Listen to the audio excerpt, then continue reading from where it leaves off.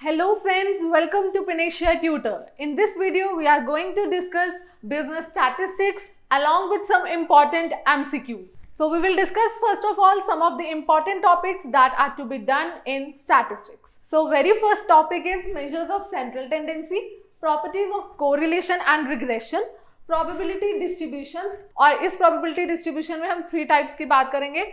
First one is binomial, then is Poisson, and another one is normal distribution, and then is hypothesis testing. We will start with measures of central tendency. Measures of central tendency में हमारे पास 3 चीजें आती हैं. First one is mean, then is median, and then is mode. Mean क्या है? Sum of observations by dividing the total number of cases. In short हम कह सकते हैं mean calculate करने का formula है summation x by n, उसे कहते हैं mean. Next is median. Median जो है वो हमारे पास पोजिशनल एवरेज है.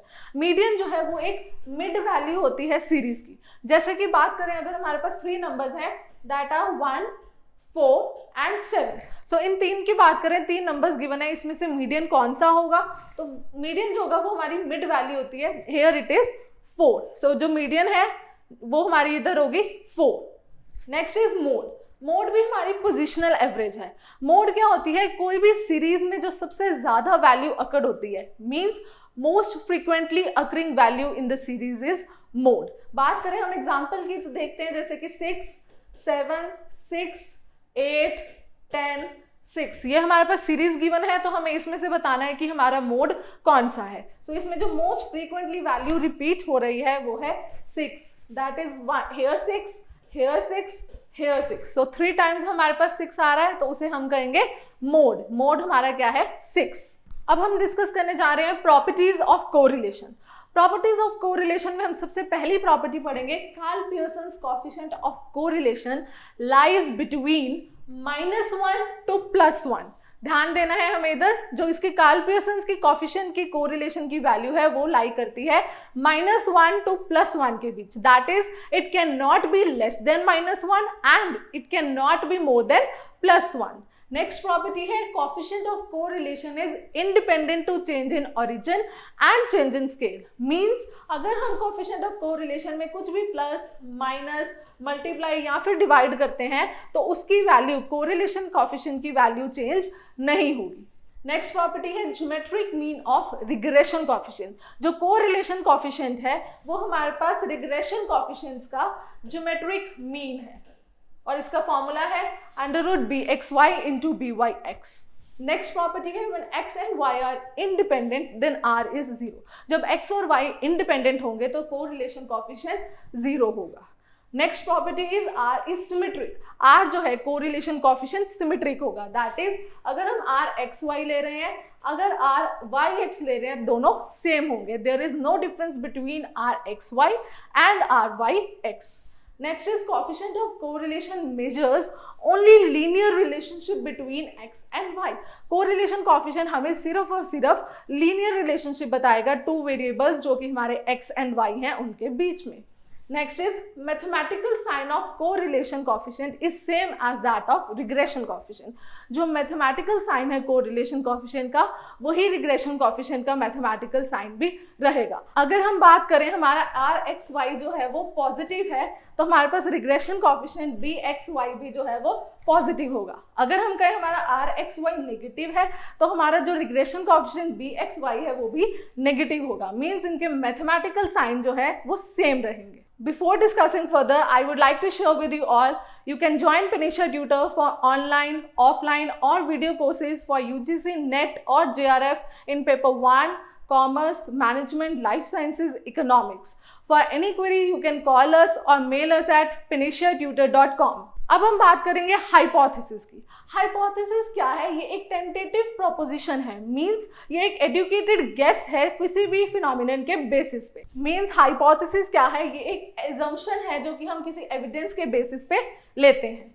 हाइपोथेसिस की बात करें तो हमारे पास ये टू टाइप्स हैं. First one is null hypothesis and other one is alternate hypothesis. Null hypothesis क्या है? Null hypothesis means no difference between the population parameter and sample mean. जब हम कोई भी डिफरेंस नहीं ले रहे हैं पॉपुलेशन पैरामीटर और सैंपल मीन में, उसे कहेंगे नल हाइपोथेसिस. इसको हम इक्वल टू के साइन से डिनोट करते हैं और इसको हम H0 भी कहते हैं. Next is alternate hypothesis. Alternate hypothesis को हम रिसर्च हाइपोथेसिस भी कहते हैं. ऑल्टरनेट हाइपोथेसिस में क्या है? जब हम पॉपुलेशन मीन और सैंपल मीन को इक्वल मान के नहीं चल रहे, मीन्स उनमें डिफरेंस एग्जिस्ट कर रहा है, इसको हम नॉट इक्वल टू के साइन से डिनोट करते हैं और H1 से भी इसको हम डिनोट करते हैं.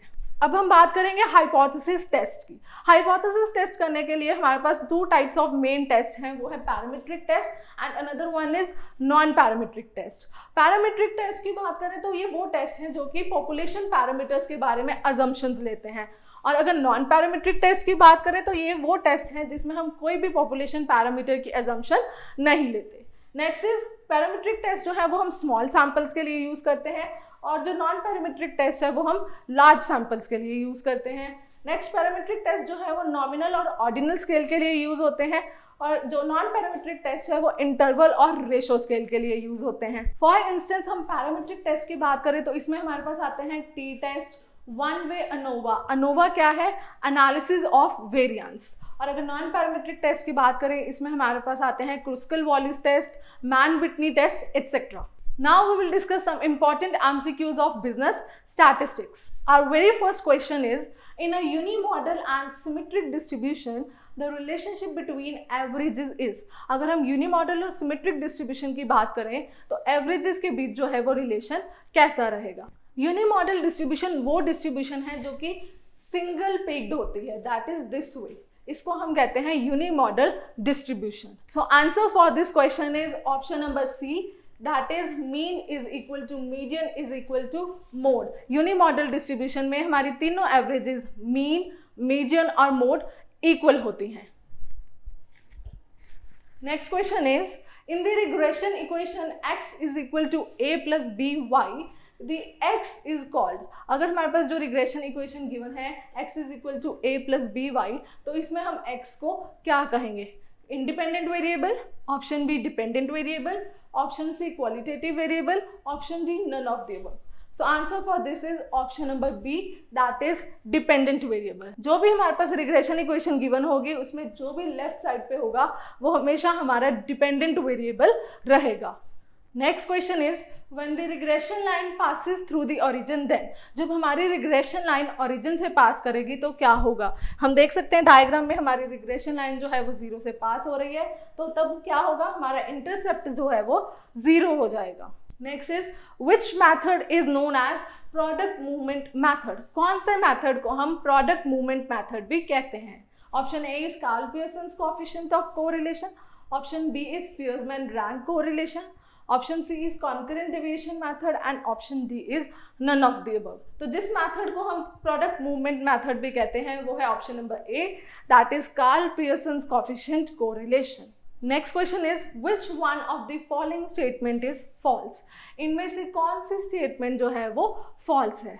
So very first option is both correlation and regression coefficients have same sign. अभी हमने correlation की properties डिस्कस की और उसमें हमने यही लास्ट प्रॉपर्टी पढ़ी कि correlation और regression coefficients के same sign होंगे. अगर एक पॉजिटिव है तो दूसरा भी पॉजिटिव होगा, अगर एक नेगेटिव है तो दूसरा भी नेगेटिव होगा.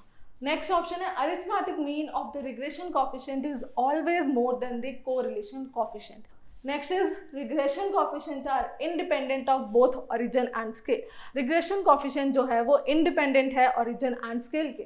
That is wrong statement. क्योंकि regression coefficient जो है वो सिर्फ और सिर्फ independent है origin के but not of scale. मतलब अगर हम regression coefficient में कुछ प्लस माइनस कर रहे हैं तो उसमें चेंज नहीं आएगा, लेकिन अगर हम regression coefficient में कुछ मल्टीप्लाई या फिर डिवाइड कर रहे हैं तो उसमें चेंज आएगा. So this statement is wrong. And last statement भी देख लेते हैं, correlation coefficient is the square root of two regression coefficients. अभी हमने पढ़ा कोरिलेशन कोएफिशिएंट जो है वो स्क्वायर रूट है टू रिग्रेशन कोएफिशिएंट्स का. So this statement is also true and the option which is not true is option number C, that is regression coefficient is independent of both origin and scale. This statement is not correct. Next question is select the methods of finding out correlation from the following. इनमें से हमने बताना है कि कौन सा method जो है वो कोरिलेशन का मेथड है. Option A is Karl Pearson's method, option B is Spearman rank method, option C is Yule's method, option D is coefficient of contingency and last option is concurrent deviation method.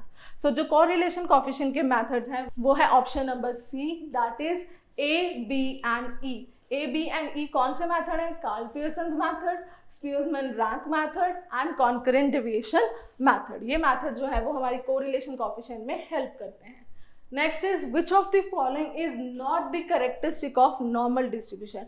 In statements में से कौन सा normal distribution का feature नहीं है? So first one is mean, median and mode of the normal distribution are equal. अभी हमने पढ़ा मीन, मीडियन, मोड जो है नॉर्मल डिस्ट्रीब्यूशन के यूनिमॉडल सीरीज के लिए इक्वल होते हैं. सो this statement is true. Next statement is the two tails of the normal curve extend to infinity in both directions but never touch the horizontal axis.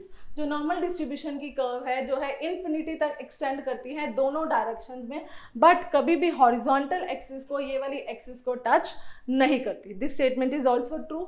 Next is for different values of standard deviation, height of mean ordinate remains the same. अलग अलग standard deviations की values के लिए जो mean ordinate की height है वो same रहेगी. So this statement is not correct. Next is the number of independent constraints of normal distribution are n, x and standard deviation. जो independent constraints है हमारी normal distribution के लिए वो n, x और standard deviation है. So this statement is also correct. So the statement which is not correct is option number C, mean ordinate की height हर जगह same नहीं रहती. Next question is classification of respondents only on the basis of gender is an application of.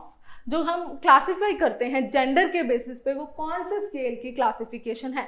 ये 4 scales हैं हमारे पास levels of measurement के हिसाब से, nominal, ordinal, interval and ratio.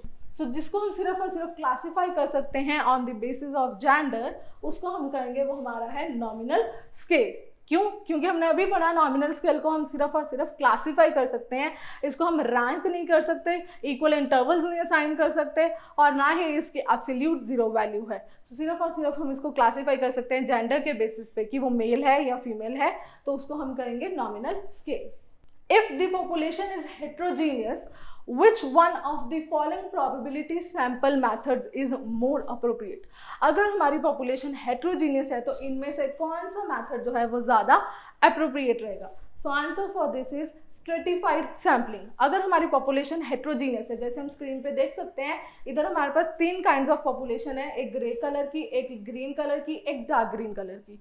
Population is heterogeneous. इसको हम क्या करेंगे? अलग अलग स्ट्रेटा में डिवाइड करेंगे on the basis of their homogeneity. हमने क्या किया? ग्रे कलर की पॉपुलेशन एक कर दी, लाइट ग्रीन की एक कर दी एंड डार्क ग्रीन की एक कर दी. अलग अलग स्ट्रेटा में डाल दिया और इसके बेसिस में हमने सैंपल चूज किया जिसको कि हम कहेंगे stratified sampling. And last question is which of the following would not allow you to calculate correlation? इनमें से क्या हमें allow नहीं करेगा कि हम correlation को calculate कर सकें? So answer for this is option number C. Curvy linear relationship between x and y हमें अलाउ नहीं करेगा कोरिलेशन को कैलकुलेट करने के लिए. जो हम कैलकुलेट कर सकते हैं वो है positive correlation, negative correlation, no correlation या फिर लीनियर कोरिलेशन. कभी भी हम कर्वी लीनियर कोरिलेशन हमें अलाउ नहीं करेगा कि वो हम x एंड y को कैलकुलेट कर सकें. Thank you so much for watching. Have a nice time.